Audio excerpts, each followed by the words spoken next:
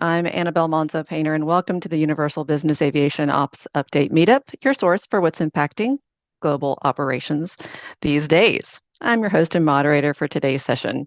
A very happy but belated New Year to everybody. I hope your January is off to a good start. Today, we're focusing on a global ops update with an emphasis on regions with the seasonal demand that's ramping up very soon, reminders on how to get and stay mission ready, and be prepared. As always, we'll include pro tips specific to GA operational considerations, including high traffic events of note and updates from Caribbean, Mexico, Central America, Europe, as well as Asia Pacific. So something for everybody in today's topics. Plus some regulatory news catch up as well, and then a special feature. We're going to end our topics on the 2024 Paris Olympic Games. Let me introduce you now to our panel of experts and my friend Vigo here, who is joining us clearly as a subject matter expert. We're happy to have Christine Van Backus, Senior Account Manager for Charter Services, with us today. Hello, Christine. She's going to offer some super useful insight and actionable info to help you stay on top of your trip planning game just ahead of the peak travel seasons that are coming up. We're also welcoming Adriel Wilson, Account Manager for Charter Services. Adriel will cover Asia Pacific ops in this session, including high traffic events of note. Juan Munoz, Global Regulatory Lead, is going to join us with a specific report on the changes surrounding Mexico permits and what to expect on the ground in country. So welcome back, Juan. And then Adam Hartley, a frequent contributor, is going to, and product owner on the global regulatory team, ready as always to share a regulatory overview to get you mission ready for the new year. And we have a new panelist joining us this time around from our mission advisor team and trip support. Meet Crystal LeDuc. She's our senior mission advisor on Charter Management Blue. Crystal will provide a sneak peek into the operational considerations surrounding the Summer Olympics that are coming up here in Paris in July. Warm welcome to all our panelists. And before we jump into the content, I wanted to do a quick poll specific to some of those, topics in particular. How many of you are going to be operating into the Caribbean, Mexico, or Costa Rica in this spring peak season? And then also, for those of you who may have the Paris Olympics on your horizon, we'd love to hear from you as well. I'll give you a couple seconds to weigh in on that. I know it doesn't apply to everybody, but we thought we'd get a bit of a pulse on those since they're vital from a peak standpoint for a couple of you. All right, I'll give you a couple more seconds. Oh, lots already answering. Thanks so much. I'm going to cut it off in 5, 4, 3, 2, and 1. All right. Thanks for giving us a flavor for that. Let me share the results with you really quickly. Okay, so yes, there is a lot of spring seasonal traffic. I know Christine will not be surprised to hear that, so she's about to cover that. And a good number of you looking at the Paris Olympics, if it applies to your operation. Thanks so much. All right. Onward we go. And as always, tradition dictates we're going to start off with Christine. So welcome back and get us started with a look at Caribbean, Mexico, and Central America's peak season. Hello, everyone. So with a new year come new peak seasons, and the first one upon us is that of spring break taking place in March of this year. The locations that are planning to get inundated, in essence, is going to be Mexico, the Caribbean, and Central America. So what we saw over the winter holidays is a lot of these locations that received heavy traffic causing a lot of congestion. So some of those locations were Tortola, St. Martin, Cabo San Lucas, Cancun, Puerto Vallarta, and San Jose, Costa Rica. So specifically what we saw is a lot of these locations, obviously limited space, high demand. We saw situations where authorities were either restricting GA from no overnight parking or restricting the operational hours where they can go in and out. But we also saw a few cases of reversals of parking confirmations. So something to keep in mind. So the spring break is going to bring heavy traffic, likely not to the extent of the winter holidays, but if your principals are going to be going there, the earlier you get requests in, the better. Got it. Thanks so much. All right. So Christine, let's move right into Europe. What should operators be keeping in mind for that market? So Europe still remains busy for business purposes, but with the new year and leading up to the peak season, we do have events that is going to receive a lot of heavy traffic. So I wanted to call out a few that's going to affect operators looking to go there. The first one is the Rugby Nations Tournament taking place between February 2nd and March 16th. It's taking place in a number of countries, which include Italy, France, Wales, Scotland, England, and Ireland. Then we have the Carnival of Venice, which is taking place February 3rd through the 14th. We have the Mobile Congress Conference that's taking place in Barcelona, February 26th through the 29th. We have the Milan International Furniture Show. It does receive traffic. So April 16th through the 21st. Really, hotels are heavily affected there. The Biennale Art 2024 this year in Venice is starting on April 20th with events throughout the year, ending November 24th. We have the Cannes Film Festival from May 14th through the 25th. And at the trail end of that event, we have the Monaco Grand Prix, which is taking place from the 23rd through the 26th of May. So if your principals are going to be going there, during these events or around this time of year, we go ahead and recommend that you get those requests in now because they will receive a lot of both commercial and corporate aviation traffic. Got it. Thanks for that overview. I understand there's some specific news as well out of Europe, specifically Venice, Italy, and the Dublin airport update that you wanted to be sure to highlight for everyone. Yes. So first thing for Venice, airport authorities announced that they are going to be restricting parking throughout the year, depending on the time of year that you're looking to operate there. These restrictions have gone into effect as of the first of this year. And I wanted to call it out because if parking is approved, there is a max ground time that they'll permit. So between now and March 30th, it's 72 hours on the ground max. From the 31st through April 15th, it goes to 48 hours. April 16th through the 21st, it's going to be a max of 36 hours if you can stipulate that crew do require crew rest. If not, all other aircraft are going to be limited to 90 minutes on the ground, and that's because of aircraft coming in for the opening ceremony of the Biennale. April 21st through October 26th, it's going to be 48 hours max, and October 27th through December 31st, it's going to be back to 72 hours. The other location I did want to call out is Dublin. We sent out a notification back in November that the Dublin Airport Authority that owns the Dublin Airport is looking to pose bans on ad hoc flights. That does include GA traffic. The reason for this is because they're looking to exceed their 32 million passenger capacity. If that goes into effect, then from March 24th through October 24th, no GA traffic would be permitted. So with this, our office in Ireland, along with NBAA and the Irish General Aviation Association, have proposed some recommendations to the DAA to allocate specific passenger numbers to GA, specifically 20,000. So we're waiting to hear back. If the ban goes in place, obviously the UEFA Europa final taking place May 22nd will affect operators not being able to go there. And the other thing is for any operator looking to go there, the alternates are much further away. So we're talking about Shannon and Cork over 100 nautical miles away. So there's not a good option to consider. Got it. Okay. Indeed, some important updates to consider. And I know we've been covering that in our Operational Insight newsletter as well that's been going out. Thanks.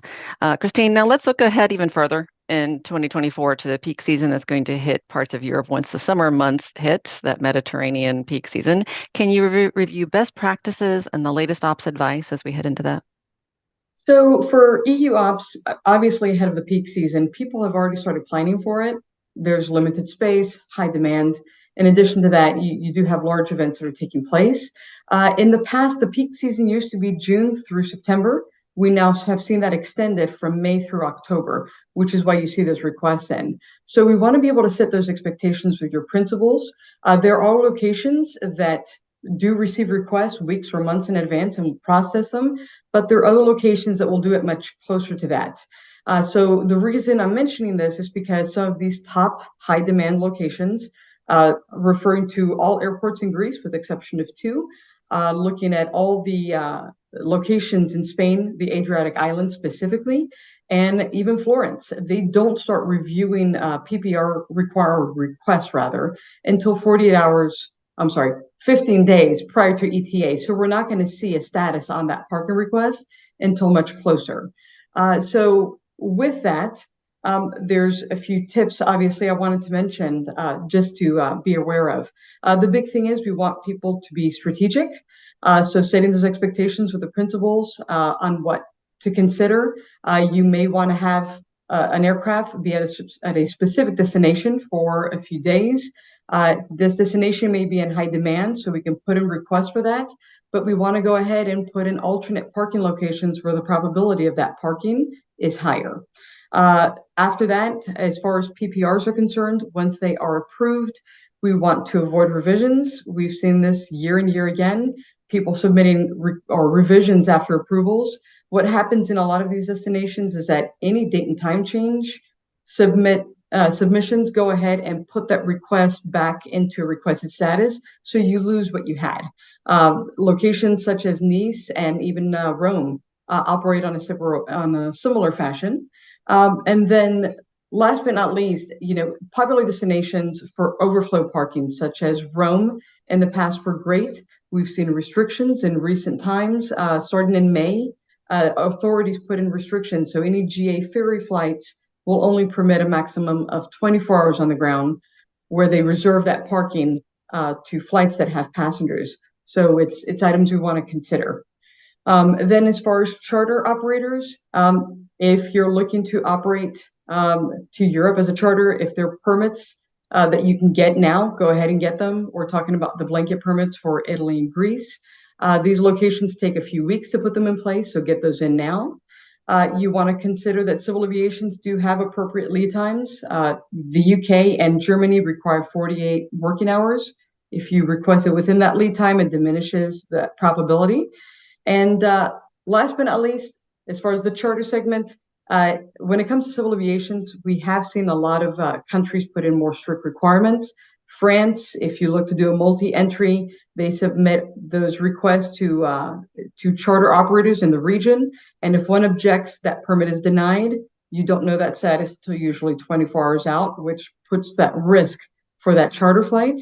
And then you have countries like Spain. They permit 3 flights per IATA season for charter operators. After that, you're required to get a foreign operator's license. And we've seen from a lot of operators that they're finding it very difficult to get those licenses from civil aviation. And my last note would be that to supply chain shortages and personnel shortages. We saw that last year. I'm expecting to see that this year too. Requests for catering or specific types of transport, get those in early. You don't want to wait until much closer to the day of ops because they're finite services. And there is still a shortage of experienced personnel in a lot of these destinations. So with the peak season, we may likely see some of those delays at the airport on the experiences that you see on the ground. Got it. Thank you, Christine. Very good way to start with a lot of good reminders and keeping that strategic focus in mind. All right, I know Christine's going to stay with us for the Q&A at the end, so thanks again. And from here, we're going to head over to Adriel, who's going to give us an Asia Pacific overview. Welcome back. So Adriel, I understand you've gathered some news from the most popular business aviation destinations around the Asia Pacific region. Can you get us started with the latest on China? Yeah, so thanks, Annabelle. The new FBO at Beijing's second airport, Dajing International, has officially begun operations for domestic flights only. The customs immigration availability at Dajing is still TBA, but the authorities are trying to work on it, getting it open ASAP.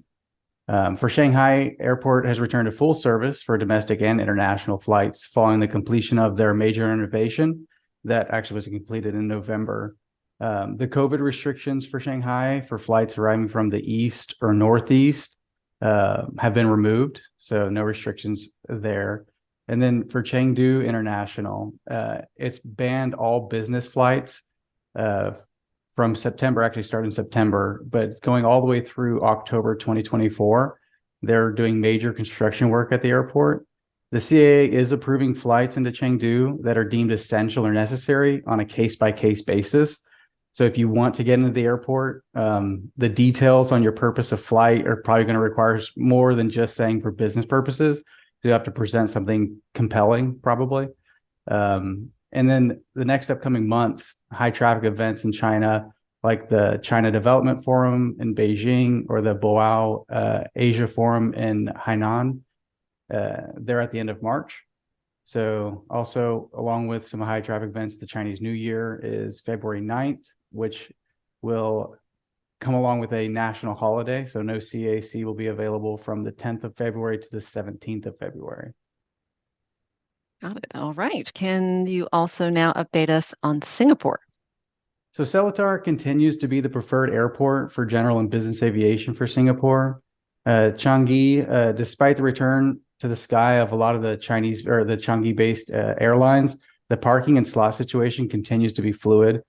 The authorities require any slot or parking request to be accompanied by a reason for wanting to use Changi and the purpose of coming to Singapore in general.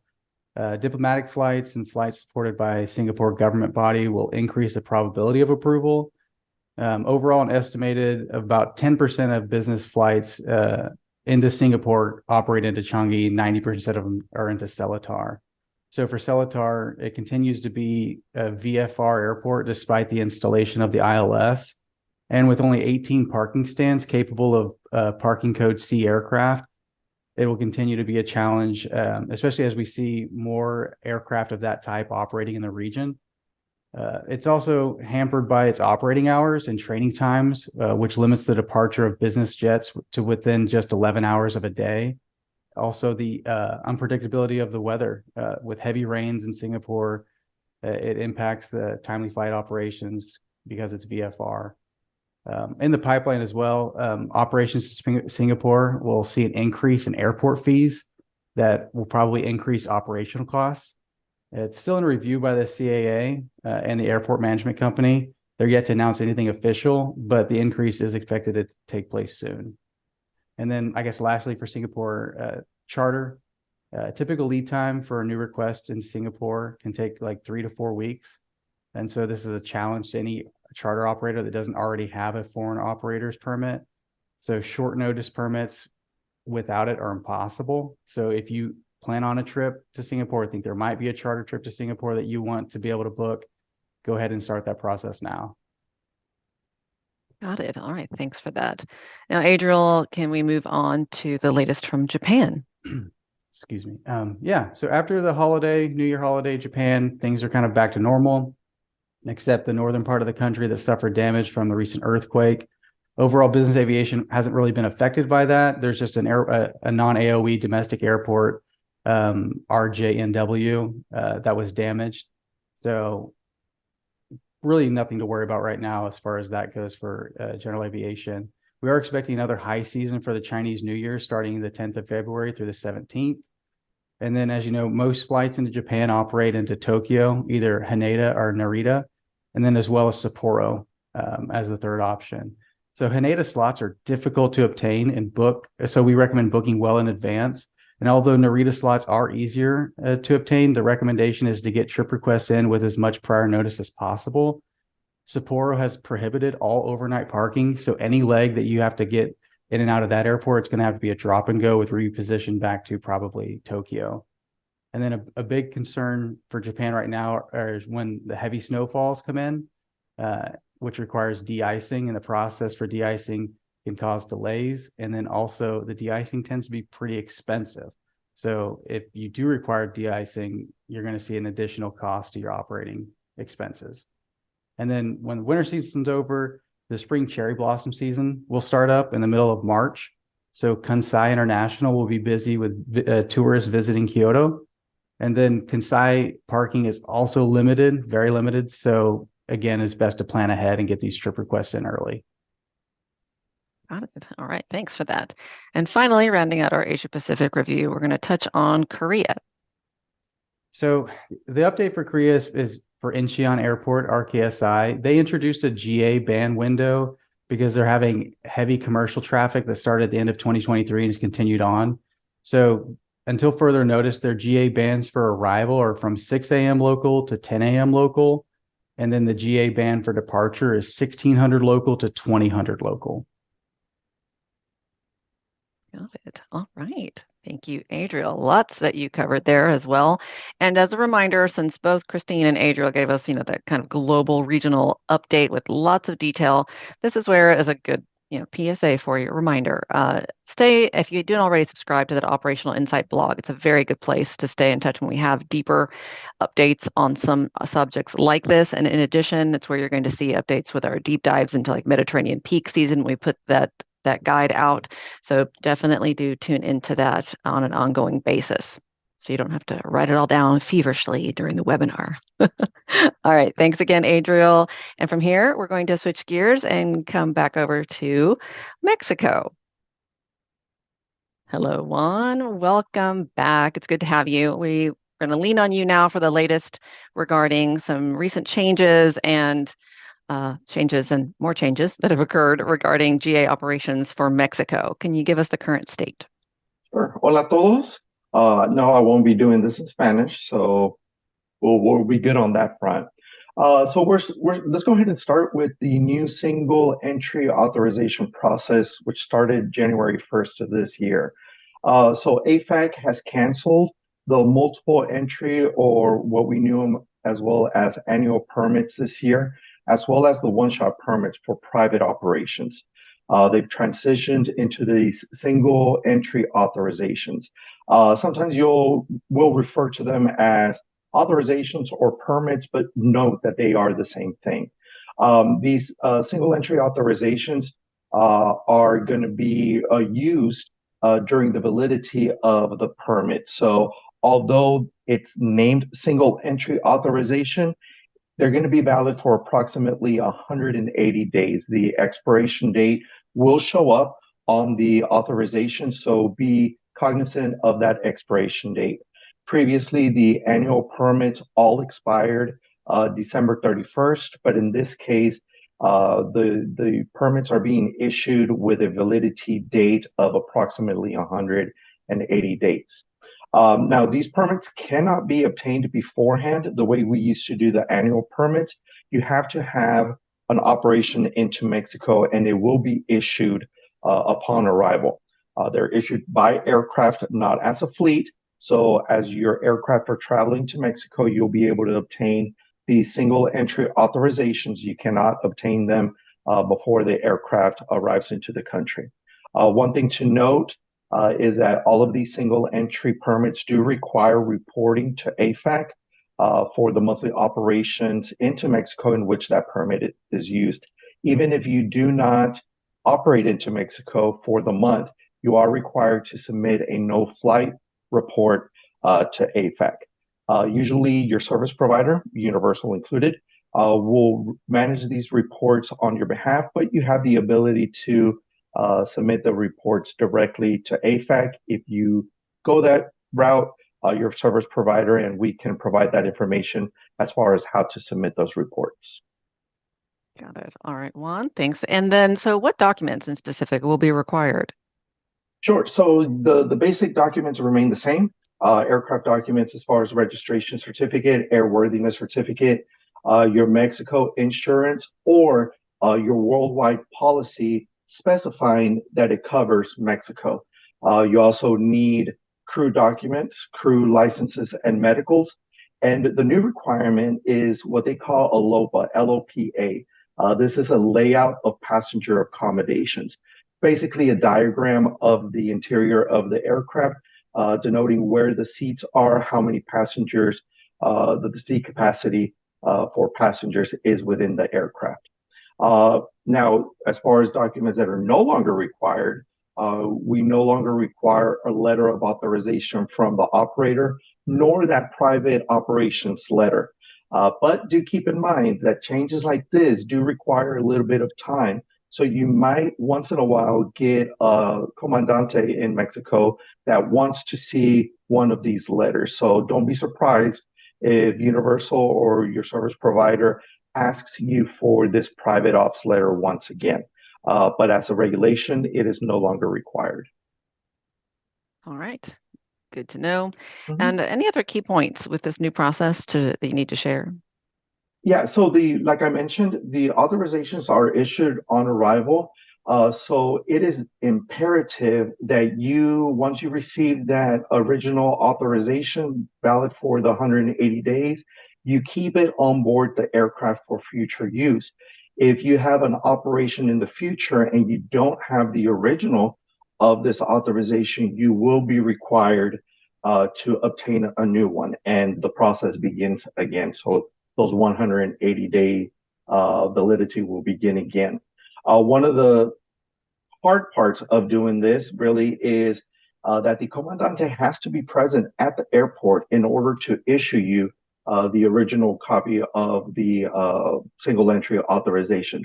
So if the comandante is not available, if you have a quick turn and you're not able to obtain that original document, you might have to leave without it, but always ensure that your handler, your service provider, Universal, will at some point send you that original document. So, word of advice, as a general rule, do not leave Mexico without that original single entry authorization. All right, thanks. All right, now moving on to Mexico ramp checks. What can you tell us about these inspections? So the Mexico ramp checks were a program that ran through the high season during the holidays. The official notice ended January 22nd. However, we are noticing that there are still some authorities out there, some local airports that are doing these random checks. And as Christine mentioned, Mexico is going to be a popular place during the spring peak season. So these ramp checks will continue even after the notice expired January 22nd. So things to have on board the aircraft as far as documents are concerned. Again, we're talking about that the single entry authorization with a legible copy of the payment receipt. Aircraft documentation is going to be, again, your registration, airworthiness certificates, as well as your insurance policies. Crew documents, you're going to need to present medicals and licenses. For charter operations, they may ask for a copy of your air carrier certificate, OST 4507, op specs, including the DO 85. And these documents can be in PDF format. Just note that if you do have them electronically, it may take a little bit longer because what the authorities like to do is take these documents into the office, validate them, and then return them to you. When they're electronic, it might take a little bit longer because they would have to still do the same process, but either have the PIC come into the office to validate the documents or whatever the local process is going to be. Other documents that may be asked for but are generally not needed are noise level certificates, weight and balances sheets, checklists, etc. In essence, it's just crucial to have these documents ready available just to prevent any operational delay. Got it. All right. And then any other information to wrap up with this whole topic regarding ops into Mexico?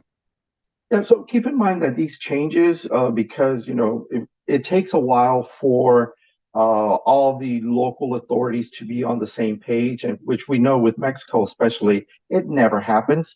So just note that although these changes have been implemented, some comandantes might ask for one thing, others might be for another. So just be patient with your handlers, your FBOs that you use in Mexico. One thing about Toluca Airport is what they've determined until further notice is that all baggage of international arrivals will have to go through manual scanning by the CIQ office. So just note that that is going to be the process moving forward in Toluca with any international arrival. Got it. All right. As always, Juan, very thorough and very helpful. And I know Juan was the key contributor to that blog article that Lewis linked to with all of those details as well if you need to refer back to it. So I think Juan's staying with us as well for Q&A at the end. So if you have any for him, let him know. And that's a good reminder. Now is a good time to start populating parts, any of the live Q&A you've got that you want to share with the team. All right. So from here, we're going to ask Adam to step in. So welcome back, Adam. Now we get into all things regulatory that matter to our audience for the beginning of 2024, and here to help steer that ship is the illustrious Adam Hartley. So welcome. Adam, get us started on what's making news on the regulatory front. Thank you, Annabelle. Great to be back, of course. We had some great regulatory related updates so far from our experts today, but I'll offer some updates on a few topics that maybe we haven't discussed yet. Everybody's favorite, global emissions, and then some updates about our interactions with U.S. Customs that we have coming up. It's mid-January. That means we're well into global emissions ETS reporting season. So let's talk about that real quick, what we should be doing, the activities that should be in front of you right now. The 2023 year-end data from Eurocontrol is available, just released January 22nd. But remember, Eurocontrol data must be reviewed for accuracy. Those data validation activities have been underway for us here at Universal since early December. But that consists of fleet list updates to define your traffic for Eurocontrol, putting together those final data sets, and then ultimately working towards your sets of thresholds to understand where you fit against regulatory requirements. Your deadlines, of course, are March 31st for reporting. Spain goes earlier on February 28th, and then surrender of carbon credits on April 30th. And the Netherlands is going to go way later this year. I think they said at the end of September or something like that is what Juan and I received this morning. So, but the two main dates for us are March 31st and April 30th for the majority of countries and operators working on this process. Excuse me.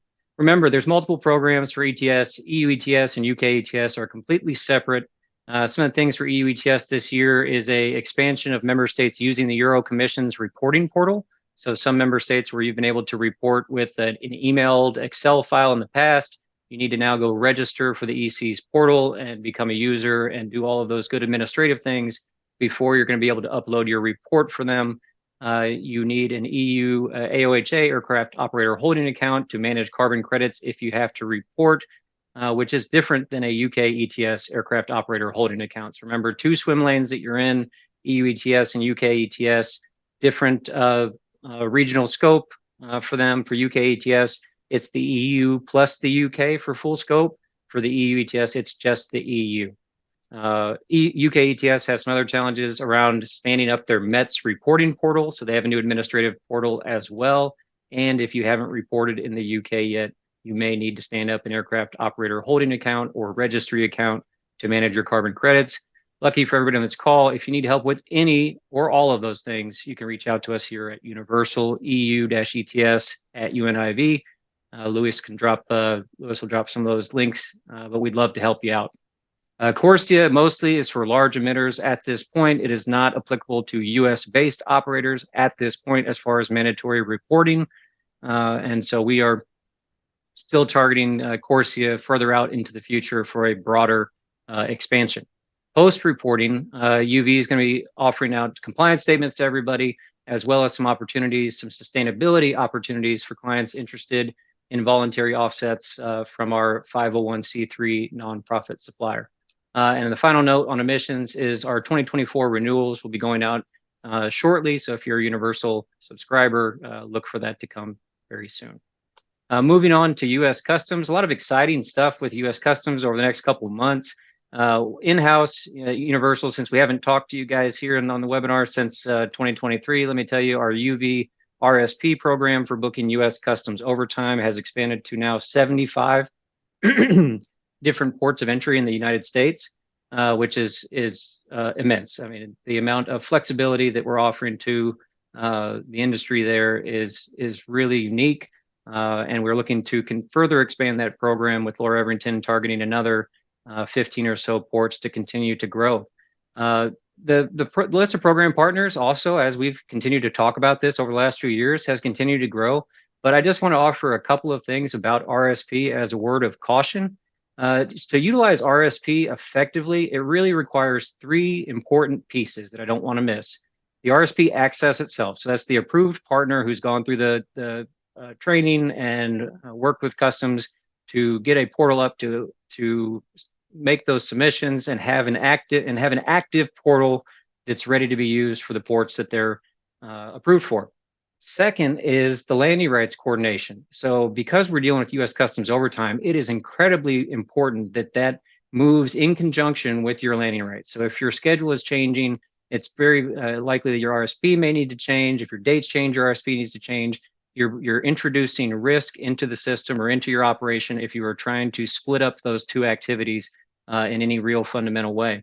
And then last is the reconciliation. So paying for overtime up front means you have to pay for the overtime. And the pay.gov reconciliation process is anything but easy. And so we want to make sure that while you're not only using it RSP effectively to execute your operations, that you're not now creating new risk or new penalties or new exposure in the background because your third party fees, you got to be careful with that. That could come out really wrong.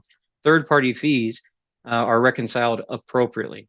So make sure to identify an RSP program partner and talk to them about all three phases of the game here. Last, our U.S. Customs engagement with industry. There's lots of it coming up in the near future, and Universal is heavily involved. First, we've got Coffee with Customs, which is going to kick off on January 30th. Universal, working on behalf of our CBP working group, is going to host the GA program management team as they launch a recurring webinar series with the overall goal of increasing engagement and understanding between CBP and its stakeholders. Session 2 will be slated for late February, leading into the conferences. The conferences themselves, SDC 2024 in March, followed shortly there by IOC.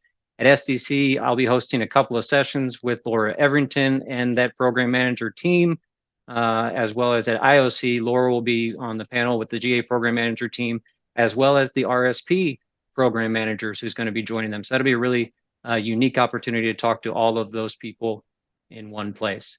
Universal is very excited about our continued partnership with CBP and look forward to it. So if anybody can make it on the 30th, we'd love to have you. I think that's all I got for right now, Annabelle. Back to you. Got it. Thank you, as always, Adam. And yeah, we're really looking forward to the Coffee with Customs update next week on Tuesday. So hopefully anybody can make it. A quick note on that, just a heads up. I know it's hard because of everyone's schedules, but it is only a live program. We won't be able to record that one and distribute a link later. So just a heads up on that. So hopefully you can make it in person. All right. So I will let Adam take a breather and we'll wait for him in the Q&A. And then last but not least on the subject matter experts, welcome to Crystal. Such a pleasure to welcome you on for the first time, hopefully not the last. So tell us what we can expect in France during the Olympic Games. Thank you so much for the introduction. Again, my name is Crystal Leduc, and I am on Charter Management Blue as a Senior Mission Advisor. So just a few known restrictions that we do know is going to be regarding the closure of the Parisian airspace, slots, and parking. The current restrictions and procedures may change after the upcoming meeting with the French DGAC and the Olympic Planning Cell. The meeting is going to be taking place in January or early February. So here in the next few weeks, we don't know that exact date as of right now. The IAP, which is the Aeronautical Information Publication, will not be published until April or early May. What we can expect is that slots and parking is going to be first come, first serve. These are not guaranteed, so you want to make sure to get those requests in as soon as possible. I do know that the parking, it's already in high demand, and so there's already a very, very limited amount of space left over. But if you do obtain your slot or parking, make sure you try your hardest not to change your schedule.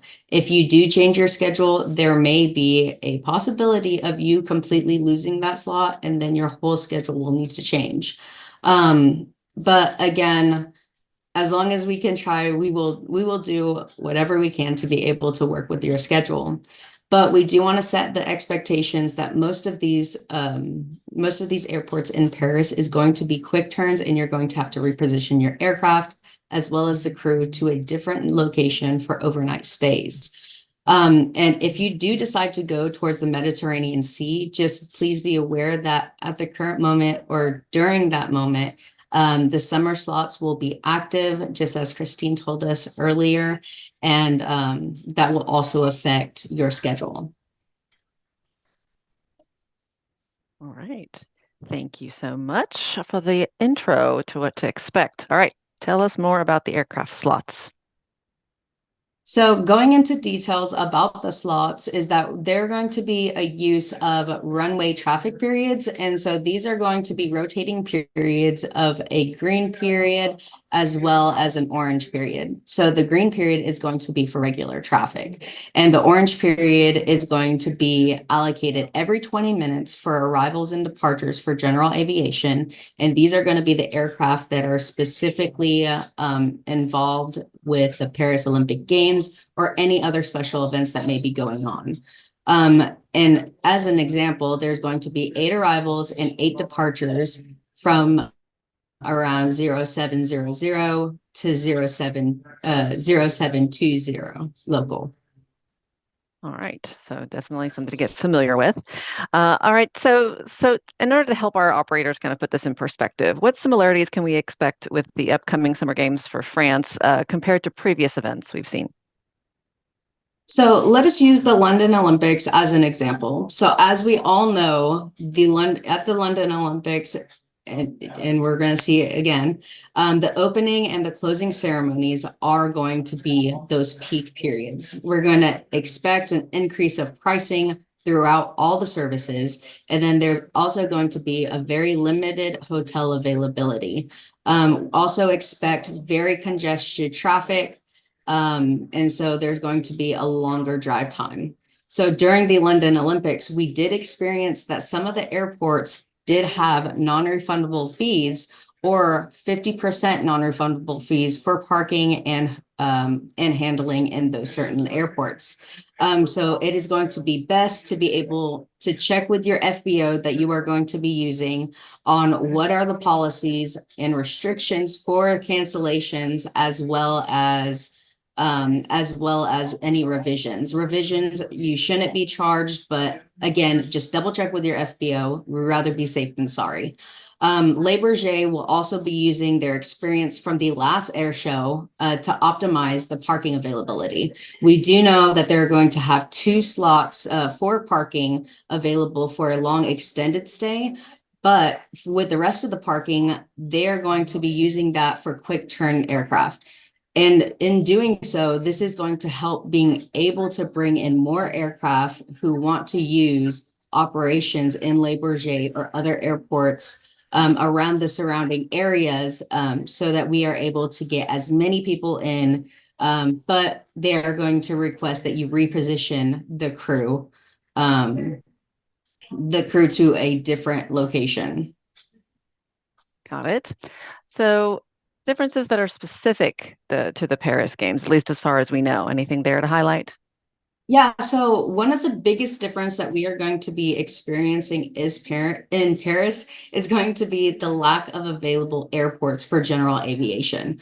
There's also going to be an opening ceremony that is going to be a parade in the heart of Paris, which is going to be absolutely amazing. I'm excited to watch it.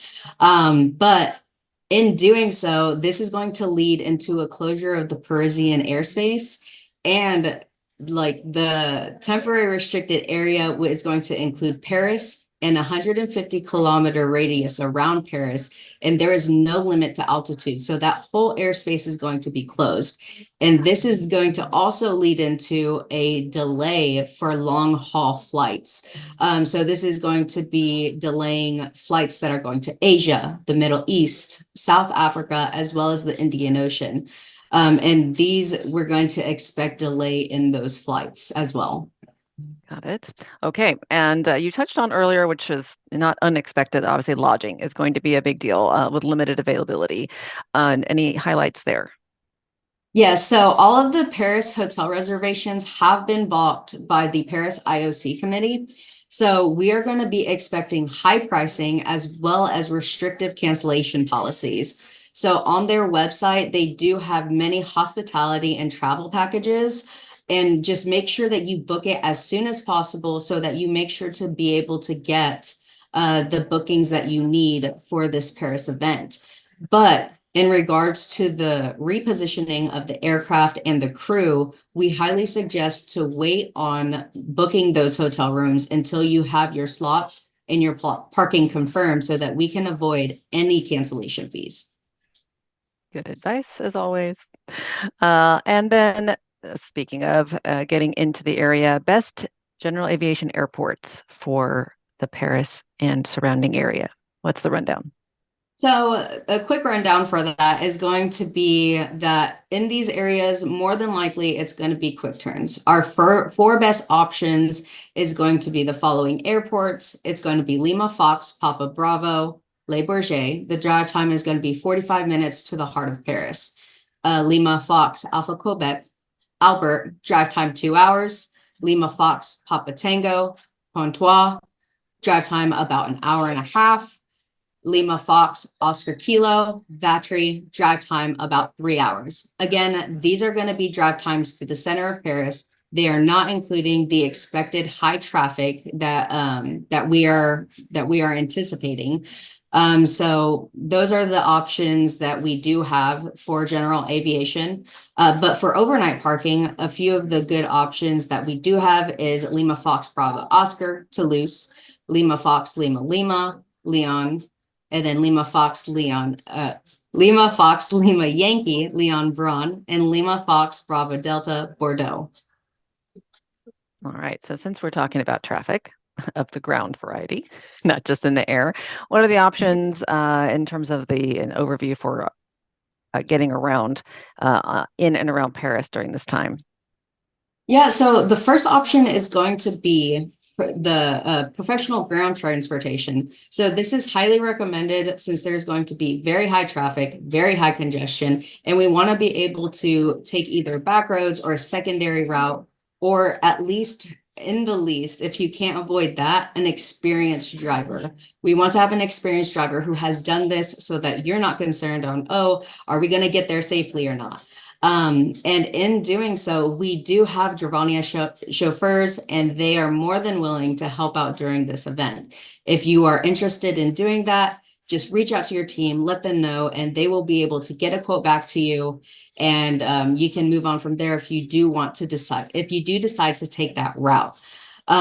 So in other events, we have seen that some of the providers have charged full day transportation quotes, and like that's how much that they charge during these events. So do expect very high pricing for transportation needs just in general as a whole. Another viable option will be a helicopter transfer. It is a 25-minute drive from the heliport du Paris to the center of Paris. This does not include traffic, but the estimated times of flight is going to be from Le Bourget 15 minutes, Albert 45 minutes, Pontois 20 minutes, and Vatry 45 to 60 minutes. All right. And then no doubt there's a list of airports that should be avoided at all costs. What are those? Yes, so there are a few that we should avoid, and this is mainly due to limited to absolutely no support in general aviation. We care about our principals, and we want to make sure that they have as smooth of a clearance through customs as possible. So the first one is going to be Beauvais, which is Lima Fox Oscar Bravo, Rouen, Lima Fox Oscar Papa, Orly, Lima Fox Papa Oscar, and Charles de Gaulle, Lima Fox Papa Golf. So Orly and Charles de Gaulle, they are dedicated commercial airports and will possibly be used for heads of state. These two airports will be handling the Olympic teams based off of the previous events, such as the Le Mans race, as well as the World Cup. These airports do not have FBOs that are specifically dedicated to general aviation. Okay. And then finally, always on everyone's mind, security, and especially in the European theater in particular around protests and the rest. So any notes there that you can speak to at this point? Yeah, so there is some concern, but the authorities will most likely set a similar plan to what they used for the last Paris Air Show. We do not have like the exact details as of right now, but we do hope to have an update as soon as possible. Got it. All right, Crystal. Well, you gave us a very big sneak preview. Thank you for that. And I know a lot of this content is covered and will continue to get updated in our blog. So I know I'm pointing you back there again, but it just make sure you know, because we tend to cover a lot in a short amount of time, and I want to make sure you know you have some places to go get it. So thanks, Crystal, and she's going to stay with us for Q&A as well. So from here, speaking of Q&A, we're going to take a breath, let our subject matter experts gather themselves, and we're going to hit a couple of pre-submitted questions that you sent in advance. Really appreciate it when you do that because it helps them see them a little bit ahead of the webinar so they're more prepared for answers. But as another reminder, now's a great time. If you have new questions, please drop them into the chat. Lewis and the team, I know there are some members of the team are already answering them as we go, which is great. Lewis, let us know if there's anything that's already been answered that we need to highlight, or if there's a new question we need to get to live in just a moment. But in the meantime, let's talk a couple of pre-submitted questions. Let's start off with you, Christine. We have a question about operations into St. Martin. So St. Martin, obviously, it's a very popular destination in the Caribbean.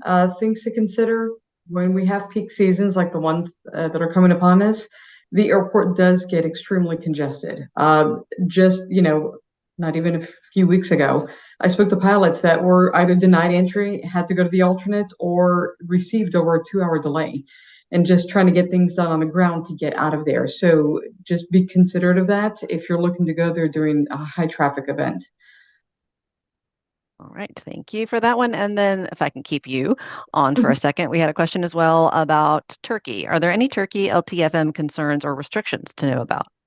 So this is one of the airports in the Istanbul area. It is a 24-hour airport. You can go in there for GA. They do have a GAT. There are additional costs. The important thing to consider about this airport is that all commercial traffic has been moved to this airport. So you're going to be competing with that. In addition to that, you have airport slots that are needed that have a plus or minus 20-minute deviation when they get approved. So if you're looking to go to Istanbul, Lima Tango Bravo Alpha is the way to go because that one is specifically for GA aircraft. Got it. Okay, thanks, Christine. From here, though, let's bring Crystal back on because we have another question specific to, oh, I just lost Crystal. Where'd she go? I had her and I need to add her. Hold on. There she is. Welcome back. Okay. So slot allocation for Paris. How far in advance can we book? I know you covered that, but it'd be probably good I know you covered a lot. So let's highlight that again. And then a follow-up question here as well. Will there be any rotary restrictions to Isles-les-Moulineaux heliport? If so, what do they look like? Okay, so for the slot allocation, they said, so I did speak with them and they're just like, there's not really a restriction on how far away we can request that. You can request it. The only issue that we do have at the current moment is that they don't exactly have anything set in stone on how those slots are going to be placed. So we are still waiting for that information, and that is going to be given to us after this upcoming meeting here at the end of the month or the beginning of the next month. So we are still waiting on that. And in regards to any of the restrictions for the Rotary, the only thing that I could see, and they didn't have anything in particular to Paris just yet, like the Olympic Games. But they said that during weekend or weekdays, they are open from 0700 to 10 p.m.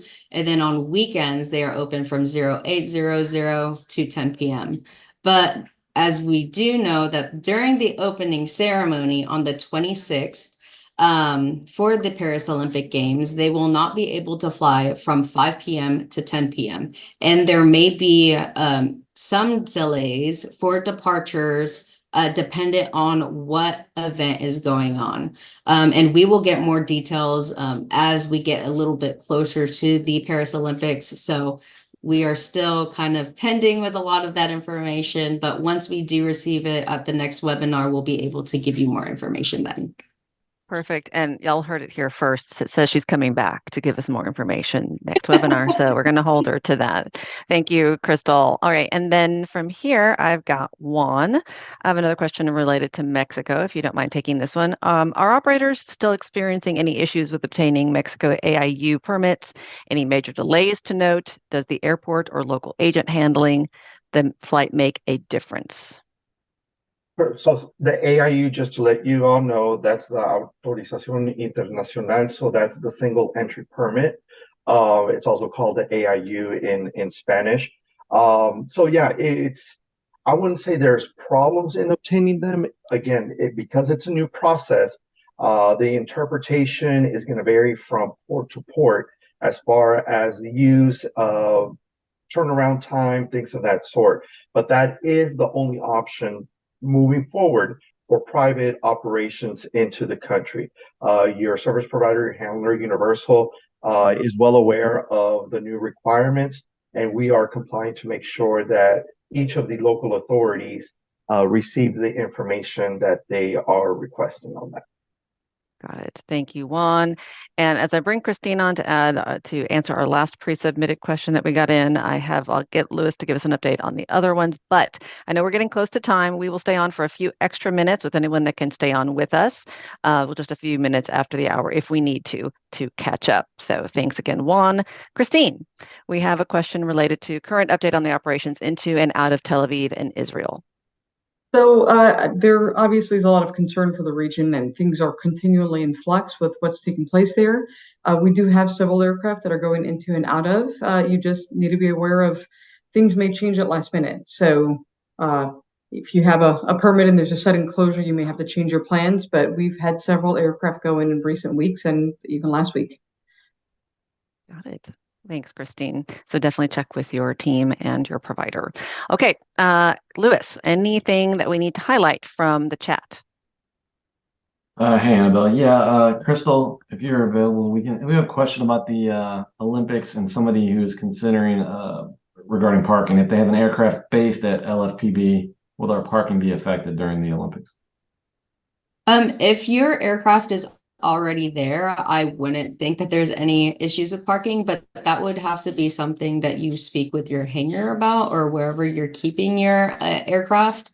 I don't think that they're going to be using that for using your parking spot if that is your home base for other people's aircraft for parking during that time. But that's something that we could definitely request. We'll just need to know what the tail number is and look a little bit more deeper into that information. Great, thanks. Adam, we have a question about RSP. Let's see, for a unique circumstance to enter the US before CBP opens, what is the benefit of using RSP instead of requesting directly by CBP by phone or email? Is the confirmation in advance? Well, I mean, it just depends on what type of hours you're trying to get into. So a lot of overtime hours are not available without RSP. So making the request to customs for the additional hours is like if you requested it for Teterboro after midnight or after 11:30 p.m. and you were not RSP or you did not have an RSP confirmation to go with it, they would not honor that request. So anything that's outside of those available hours for customs could need an RSP partner to even be allowed to book that time. Thanks, Adam. And then Christine, I saw you answered to me, but if you want to go ahead and answer this one, when are the Rome, Florence, Mediterranean dates for limited ramp availability coming into effect? So in general, the whole Med, we're talking May through October. Officially in May, Rome does limit the GA flights. If they're passenger flights, we can go ahead and submit it for a longer period of time. But it depends on what you're looking to do. I'd say go ahead and submit them now, and we can see what the different options are. Great, thanks. I think that caught us up, Annabelle. Awesome, thank you. And we are right at time, so I will wrap us up then. I think, and if there's any other question that you still have for us, drop it into Operational Insight email, and we'll try to answer that for you and get it to the right subject matter expert. But for now, I really want to thank our panelists. Obviously, they went all across the globe quite literally for you today. So hopefully there was something of value across one or all of those topics. It is good to see so many of you back for 2024. And as Adam mentioned, do want to highlight again, we're really excited to be helping the US CBP with their Coffee with Customs program coming up next Tuesday, January 30th. And you probably saw that invite in ours. We'll send out another reminder next week to everybody, but please join in live if you can. Unfortunately, that one will not be recorded, so do join in live. And then for us, we'll look to see you hopefully in the next couple of months as well with another Ops Update Meetup. Send in your ideas whenever you have them. Love getting those, and it does help us decide whom is going to speak and what topics we're going to cover. Anything else? Let us know. Always here to hear from you, and look forward to seeing you at the next program. And I know it's not till March, but hopefully also where I can run into you at S&D and IOC coming up back to back in March. Look forward to seeing you there as well. Much appreciated. And I'll have Lewis drop in our email there as well, operationalinsight@univway.com. Great to see you all. Have a great rest of your January, and look forward to seeing you at the Customs program and at our next webinar. Bye, everyone. Take care.